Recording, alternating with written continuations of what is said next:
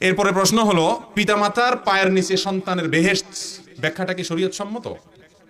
ভাই, কোরআন হাদিসের কোথাও সরাসরি এইভাবে বলা হয় নাই যে পিতামাতার পায়ের নিচে সন্তানের জান্নাত। এই কথা ডাইরেক্ট এইভাবে কোথাও বলা হয় নাই। তবে এক সাহাবীকে রাসূল আকরাম সাল্লাল্লাহু আলাইহি সাল্লাম তিনি জিহাদের ময়দানে যেতে চেয়েছেন, বললেন যে তোমার মা বাবা বেঁচে আছেন কিনা? বলি ইয়া রাসূলুল্লাহ আছে। তখন বললেন যে ফাফিহিমা ফাজাহিদ, যাও তাদের কাছে গিয়ে জিহাদ করো। তার মানে তাদের খেদমতটাই তোমার জন্য কি? জিহাদ। এবং রাসূল আকরাম সাল্লাল্লাহু আলাইহি সাল্লাম প্রসঙ্গত বলেছেন যে জান্নাত তাদের সেবার মধ্যে নিহিত, আল্লাহর সন্তুষ্টি তাদের সেবার মধ্যে নিহিত। তার মানে ঘুরে ফিরে প্রায় একই জিনিস দাঁড়ালো, রিদার রব্বে ফি রিদাল ওয়ালিদাইন ওয়া সাখাতুর রব্বে ফি সাখাতিল ওয়ালিদাইন।